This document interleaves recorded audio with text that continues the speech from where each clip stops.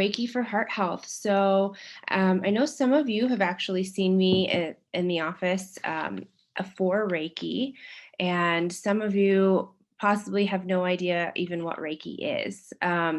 So I want to give you a little bit of background about my history in this. Most of you know me as a practitioner. I've also been practicing Reiki and energy work for the last 8 years. And what I was really drawn to that because that's what was helping me heal during all of my medical troubles and struggles.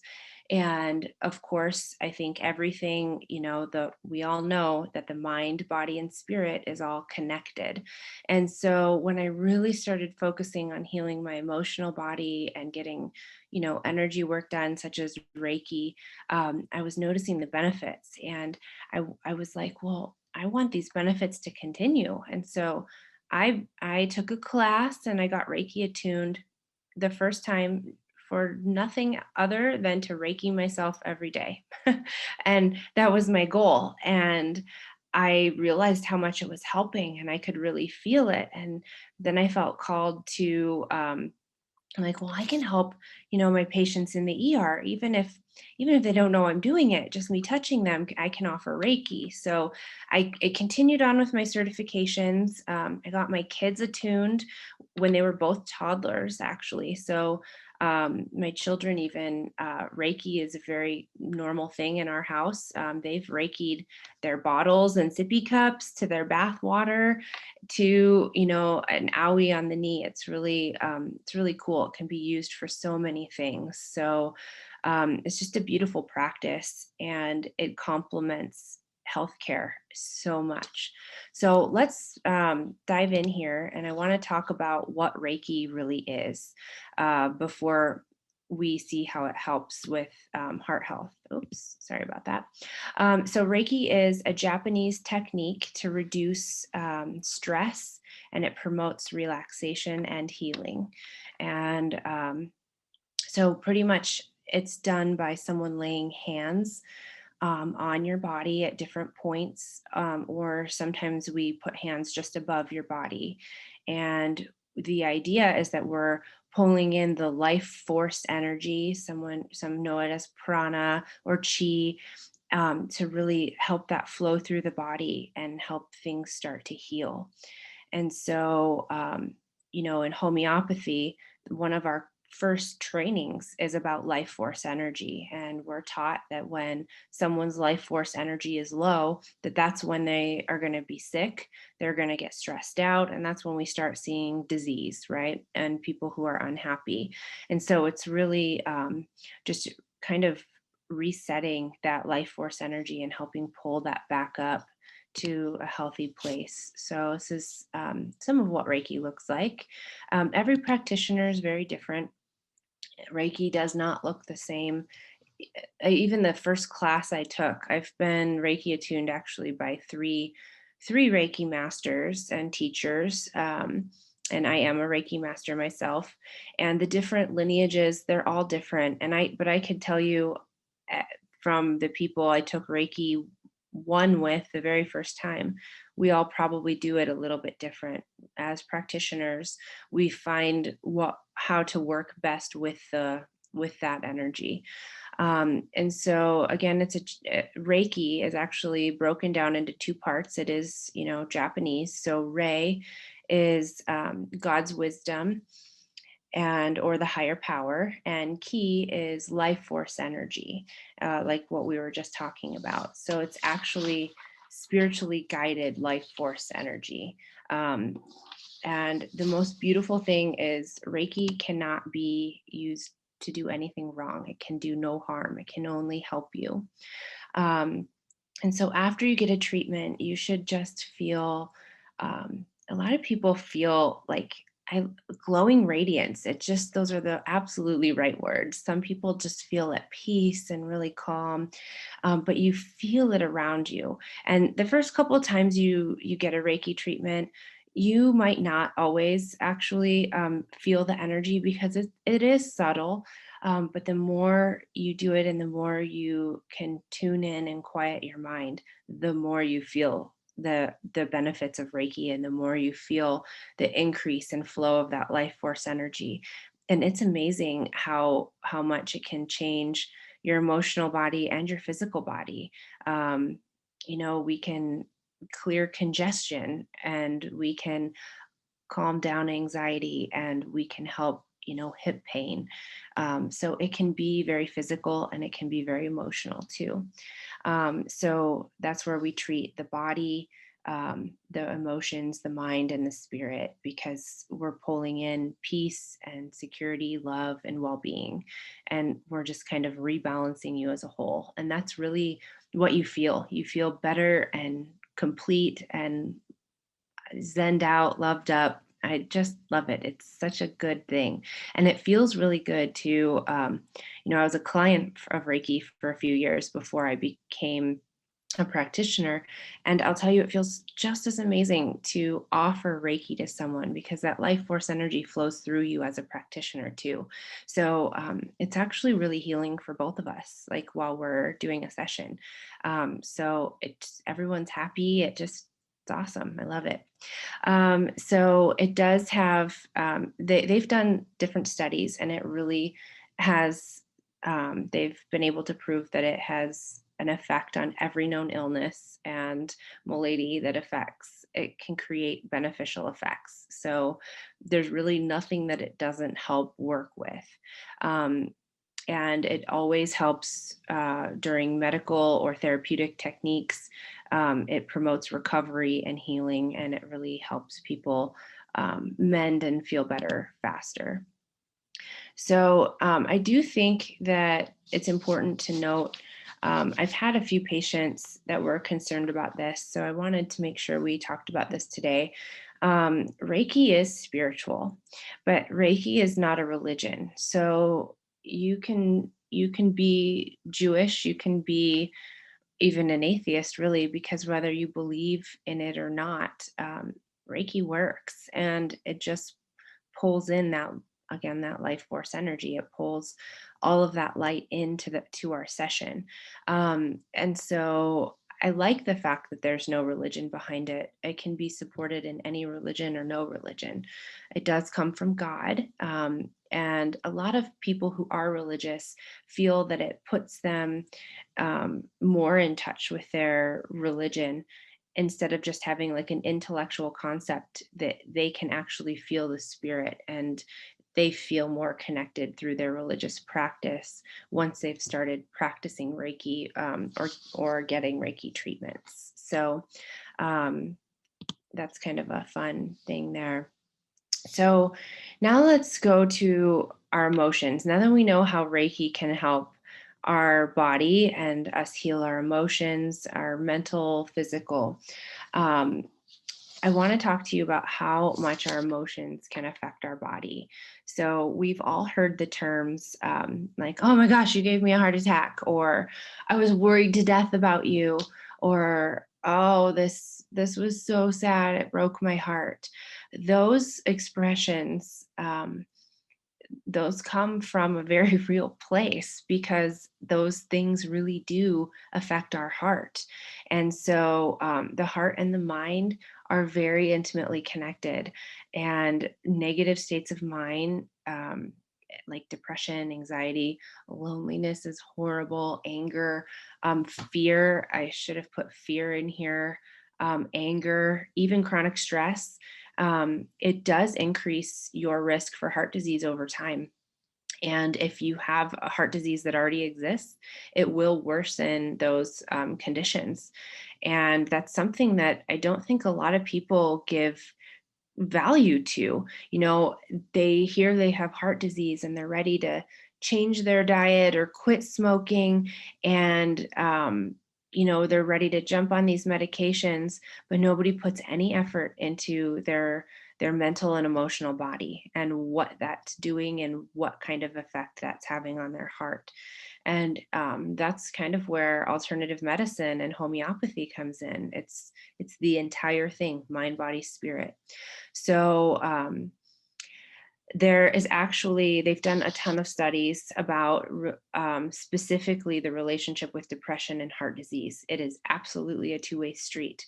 Not only does depression promote heart disease, but it can also result from a heart attack. And so, and you see this in patients. That's a big thing. We've, the Western medicine world, we've known about this forever.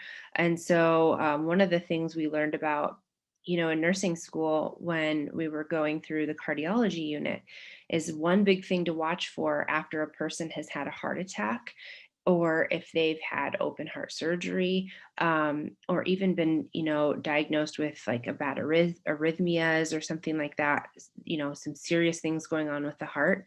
Even if they didn't have it before, they are super prone to becoming depressed. And that depression makes their physical heart worse. They've studied it over and over and over again. Many universities have studied this. It's absolutely a fact. And there's no denying that those two are like intimately connected. And so there's actually something called broken heart syndrome. We also call it stress cardiomyopathy. That actually sounds a little more fancy when we write it on a medical chart. And so that's what you'll hear most physicians say. Um, and it has shown that the risk of a heart attack increases 21-fold within 24 hours of loss of a loved one. Um, and that is so significant. How many times have you heard someone, tell a story like, yeah, grandma died and then grandpa had a heart attack and he's in the hospital? Or, um, even the stress cardiomyopathy can come from like really stressful news, like, oh, my husband was diagnosed with cancer and now they're having heart problems. Really strong emotions can trigger that, even anger, and they can even trigger heart arrhythmias too. So they don't just have to be, it can just be chest pain, that it's triggering, and which is, we all know, stress impacts so much of our lives. So stress is very harmful to the heart. If you are under stress, it affects your blood pressure and your heart rate. And those are just some physiological things that we're able to measure. Chronic stress definitely puts our bodies, it exposes us to unhealthy levels of hormones like cortisol, and it can even result in blood clots too, because it can change the coagulation of our blood, especially with heart arrhythmias.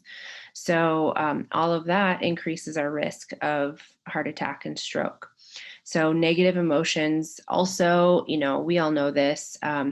They can definitely lead us down roads of like coping mechanisms, such as like overeating and smoking and drinking, not exercising as much, and all of those poor habits can really increase our risk for heart disease as well. And so taking care of our emotional body is pretty big.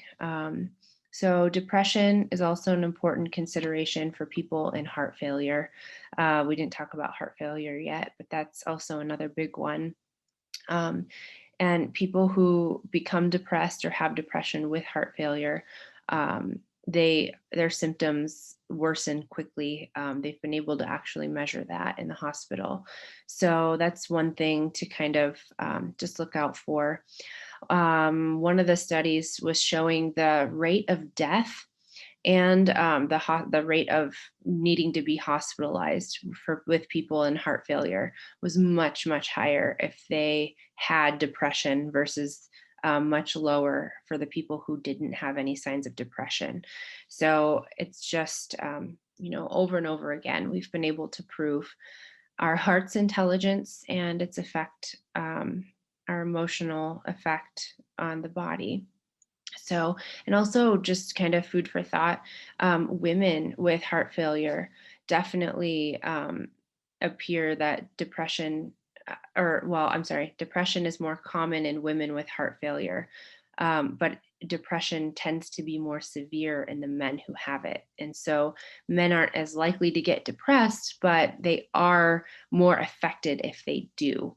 And so that's one thing to watch out for all the men in your life. If they are having trouble with stress, anxiety, anger, any of those emotions, just know that that definitely puts their heart at risk. But the good news is that depression can be treated successfully. And research shows that with both heart conditions and depression, that treating the depression can improve the outcome of the heart condition. And that's really where Reiki comes in. It's really pulling in that whole emotional and physical body and working on healing all of it. And so we can have a good, healthy mental state and healthy emotional state that will help us improve physically what's happening with our heart. And so I want to end with two quotes. I couldn't pick which one, so I picked both.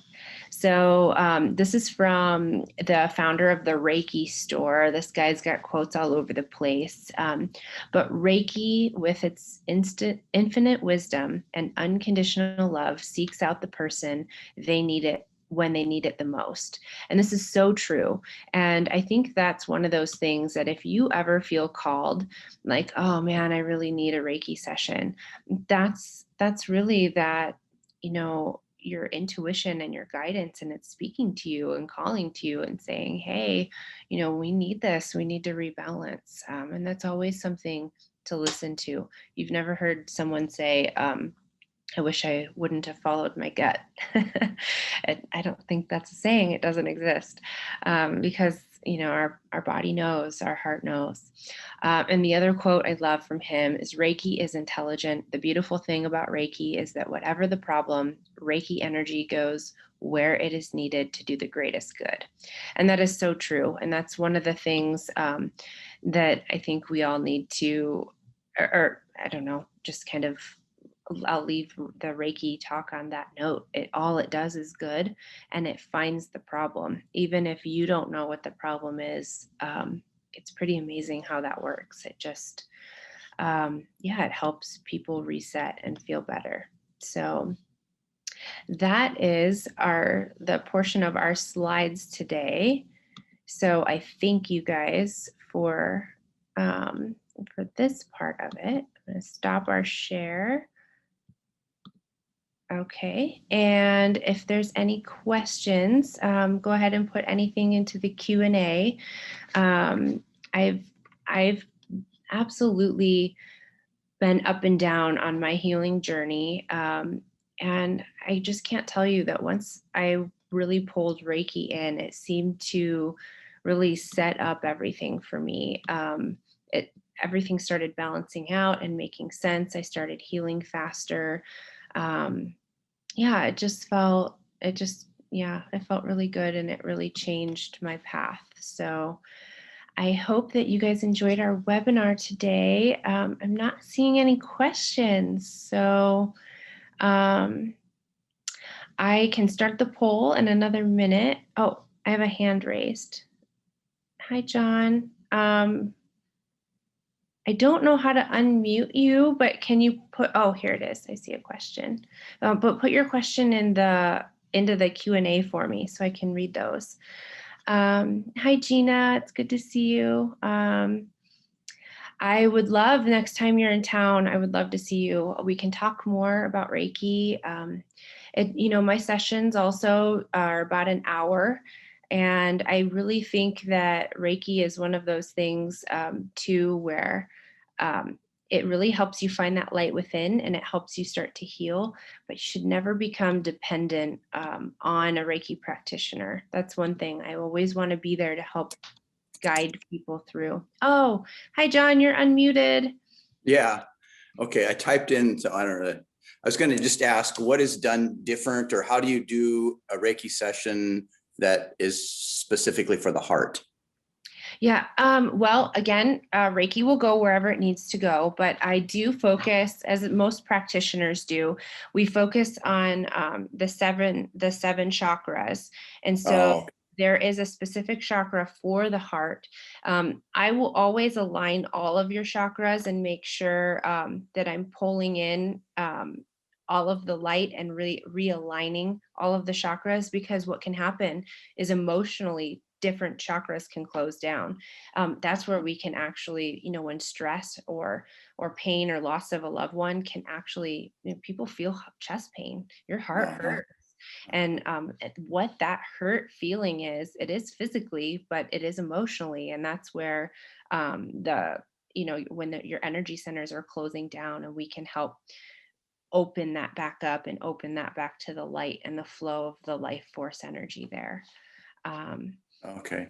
yeah, we can unmute everyone too if you guys want to talk that way. I do have a question from Donna. How often do you recommend a session? Um, and I think that's such a unique answer to every individual, because when I first started getting Reiki as a patient, I felt like I needed it a lot more. I was really out of balance. I had a lot of things going on emotionally in my life that I really wasn't willing to look at, and I didn't want to look at it. And I wanted to bury my head in the sand and pretend that I had this amazing, perfect life that I didn't have. And it was really affecting my health. And so I needed a lot more at first, but then I was able to find that balance inside. Then I got Reiki attuned. I Reiki'd myself, and man, I get Reiki like once or twice a year now, just to kind of tune in and, yeah, and just kind of make sure, every healer needs a healer. And so that's kind of a good, yeah. So my answer is it depends. And I think the biggest thing with your Reiki sessions is make sure you tune in and check in with yourself um, and see when you need it and when you don't. So good resources to learn more about chakras. Yes. Thank you, Shanna. There is so much information out there. I really like from the quotes that I use from the Reiki store. There's so many good books too that I've read a while ago. I can put it, especially when this gets posted on YouTube, we can put in the comments a couple of reading recommendations. And Shanna, I can send you those. I've got 2 really good books in my closet I can pull out. I can even let you borrow. But yeah, there's so much to the chakras. And when you start realizing like which ones are blocked, and they directly correlate to what's going on in your life. And so if you've lost like a loved one, for instance, you're going to have probably more issues with your heart chakra. If you've had really family issues and deep-seated, stuff going on First, in what's your your name? family, you're going to see. Travis. Thank you. You're going to see um, problems with your root chakra. And so it's really cool when you can start relating the issues going on to what chakra is kind of out of balance. And sometimes it's several. For me, at first, it was several chakras were out of balance. And then, but then once we start realigning everything, it really goes back into balance. So that's good. So I think that is all of our questions. If you have any other questions, let me know. I'm going to go ahead and launch our poll, and I want to thank you all for joining me today. It was a pleasure talking to you. I always love being able to talk and pull in spirituality into anything. I launched the poll, but I see maybe a few more questions. Oh, name of books. And okay, everyone's interested in books. Okay. I will get books for you guys, I promise. We can maybe we can put a little blog out of a few books that I really would recommend. I know one is Carolyn Miss. I really love that book. It's called Anatomy of a Spirit. That does cover chakras and energy and stuff and healing with the body, but it's not specifically Reiki. So I will definitely get those back to you guys. So here's our poll. I'm launching our poll now.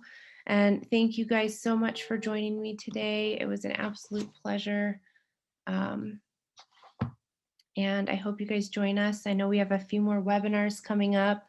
Carrie and I have a fun one, Diet's Gone Bad. So if you guys have time to tune into that one next week, that's kind of a fun, that's going to be a fun topic. We have all sorts of crazy stories to share. All right, and thank you, everyone.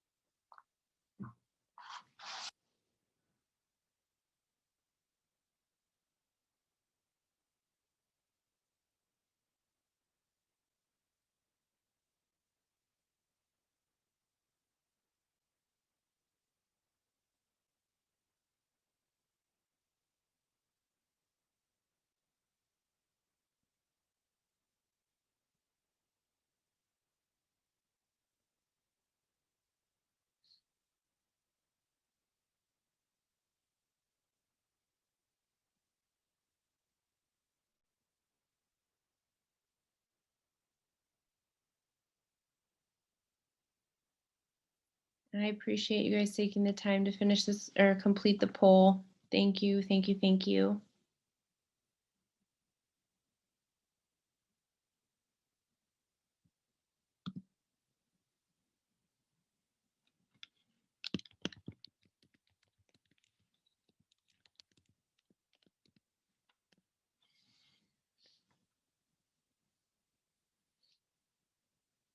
Yay. All right, everyone. I hope you have a great Friday. Thank you again for joining me, and I hope to see you all in the near future with upcoming webinars. All right, namaste.